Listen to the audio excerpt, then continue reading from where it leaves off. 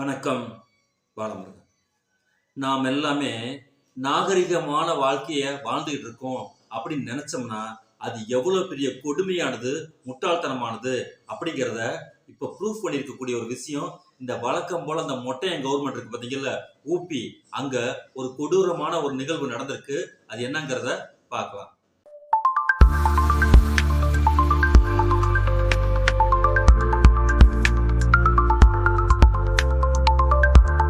மக்களாட்சி எங்கள் ஆட்சி, எங்களால் நியமிக்கப்பட்டவர் என்று RSS பெருமையா சொல்லிக்கக்கூடிய அமைச்சர், முதலமைச்சர் தனக்கென ஒரு தனி சேனையை வச்சுக்கிட்டு அந்த கட்சி தலைவர்களையே அடங்கி போக வைக்கக்கூடிய அளவுக்கு அடாவடி பண்ணிட்டு இருக்கக்கூடிய ஒரு முதலமைச்சர் பேர் தான் யோகி ஆதித்யநாத். அந்த ஆள் கட்சியில அரசியலமைப்பு சட்டத்தை தூக்கி எரிஞ்சிட்டு புல்டோசர் கவர்மெண்ட் அப்படிங்கிறத ஒண்ணு அதிகாரம் செய்யும் டபுள் இன்ஜின் கவர்மெண்ட்டை நடத்திக்கிட்டு இருக்கா. அப்படி இத்தகைய ஆட்சியை வாக்களித்த மக்கள் தான் அவங்கயே பயங்கரமா அவங்களோட வெறுப்புக்குரியதா மாறி போயிருக்கு. என்னன்னு கேட்டுட்டீங்கன்னா, நிறை மாத கர்ப்பிணி ஒருத்தவங்க ஷாமா பர்வீன் அப்படிங்கிற ஒரு இஸ்லாமிய பெண் உத்தரப்பிரதேசத்துல இருக்கக்கூடிய ஜான்பூர் மாவட்டத்துல, அதுவும் பெண்கள் கவர்மெண்ட் ஹாஸ்பிட்டலுக்கு போய் அவங்களுக்கு டெலிவரி சிகிச்சை அளிக்கணுங்கிற காரணத்துக்காக போயிருக்காங்க. அப்போ அந்த டாக்டர் சொல்லியிருக்கான், நீ முஸ்லீமு, நான் முஸ்லீம்களுக்கெல்லாம் மகப்பேறு மருத்துவம் பார்க்கறது இல்ல அப்படின்னு சொல்லி நைட்டு 9:30 மணிக்கு அந்த லேடிய திருப்பி விட்டுட்டு, அதை விட கொடுமை என்ன பண்ணி வச்சிருக்கான்னு கேட்டீங்கன்னா, இத அங்க இருக்கக்கூடிய நர்ஸ் இருக்காங்க பாத்தீங்கல்ல, அந்த நர்ஸு கிட்ட போய் பயங்கரமா சத்தம் போட்டிருக்கான் இந்த ஆளு. எதுக்கு இந்த மாதிரி ஆட்களை எல்லாம் கொண்டுட்டு ஆபரேஷன் தியேட்டர் வரைக்கும் கொண்டுட்டு வர்ற, வேற எங்கேயாவது போய் ட்ரீட்மெண்ட் பண்ணிக்க சொல்லு அப்படின்னு சொல்லி அந்த மகப்பேறு மருத்துவர் மருத்துவம் செய்ய மாட்டேன்னு சொல்லி பயங்கரமான அந்த வீடியோ காட்சியெல்லாம் பயங்கரமா வைரல் ஆயிடுச்சு. இது சம்பந்தமா ஹிந்து பத்திரிகையுடைய நாள் அந்த ஆசிரியர் இருக்கார் பாத்தீங்களா, அவங்க போய் அங்க இது உண்மை தானா, இப்படி ஒரு செய்தி வந்திருக்குது, இது எந்த அளவுக்கு உண்மை அப்படின்னு சொல்லி கேட்க போகும்போது அந்த ஆளு ஓடி போய் ஒளிஞ்சுக்கிட்டான். இந்த சூழ்நிலையில பயங்கரமா இந்த விஷயம் பெரிய அளவுக்கு பேசப்படும் போது காங்கிரஸ் கவர்மெண்ட், காங்கிரஸ்ல இருக்கக்கூடிய நாடாளுமன்ற உறுப்பினர் இம்ரான் மசோத் இதை கடுமையா எதிர்த்து அறிக்கை விட்டிருக்காரு. ஊபியில இருக்கக்கூடிய சமாஜ்வாதி கட்சியை சேர்ந்த நாடாளுமன்ற உறுப்பினர் அப்சல் அன்சாரி இருக்கார் பாத்தீங்களா, அவரும் இது பற்றி ஒரு முழு விசாரணை நடத்தி பரிகாரம் தேடணும் அப்படின்னு சொல்லியிருக்காரு. உச்ச நீதிமன்றம் தானாக முன் இந்த விஷயத்தை விசாரிக்க வேணும் அப்படின்னு சொல்லியிருக்கிறாங்க.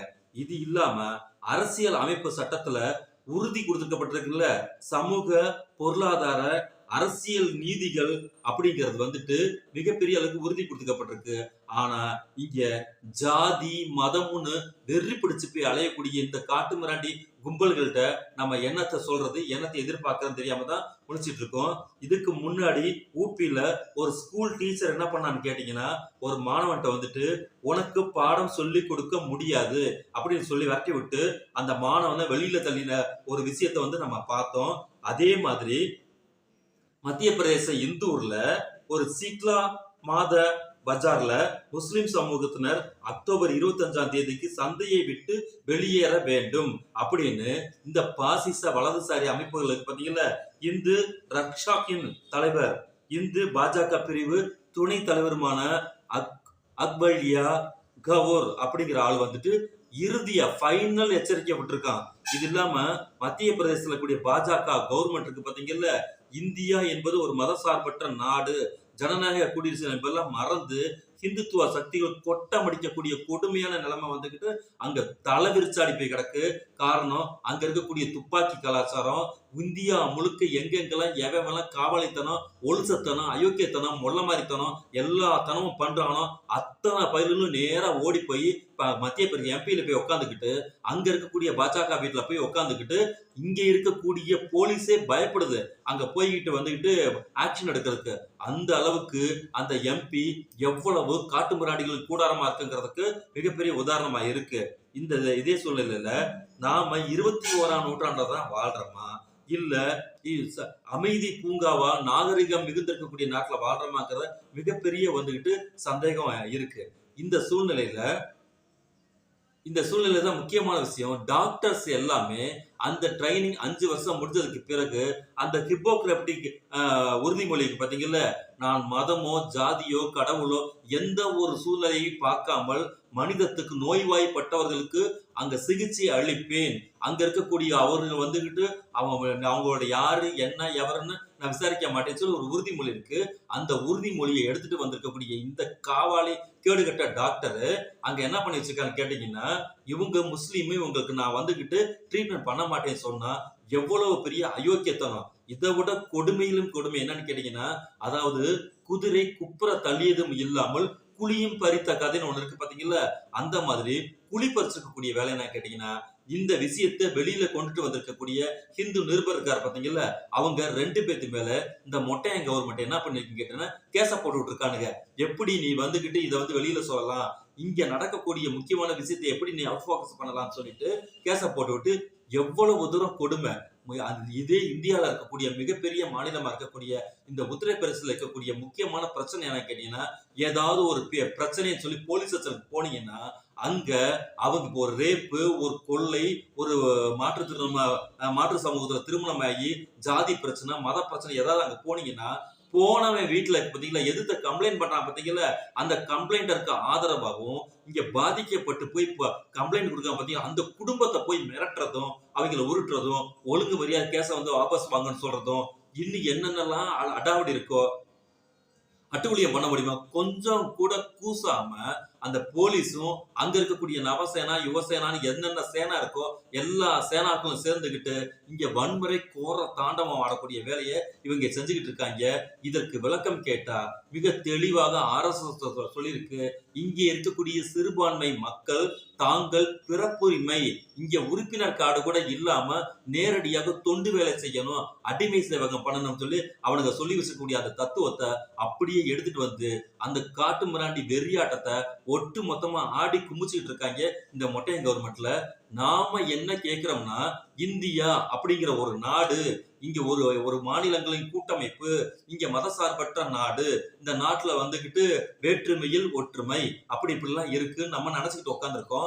ஆனா இந்த 56 பிரதமர் என்ன சொல்றாரு, நேற்று உச்ச நீதிமன்ற நீதிபதிக்கு செருப்ப கொட்டி எரிஞ்சிருக்கக்கூடிய அந்த கேடுகட்ட அந்த எச்ச பொறுக்கி இருக்கான் பாத்தீங்களா, அந்த கிழட்டு பொறுக்கி 3 மணி நேரத்துல வீட்டுக்கு போயிருக்கேன், மாலை மரியாதை தடப்படல் மிகுந்த இதோட அதுல போய் அங்க உட்காந்துக்கிட்டு அந்த கிழவன் சொல்றான், என்கிட்ட கடவுள் சொன்னாரு அதனால நான் செருப்பால் அடிச்சேன்னு.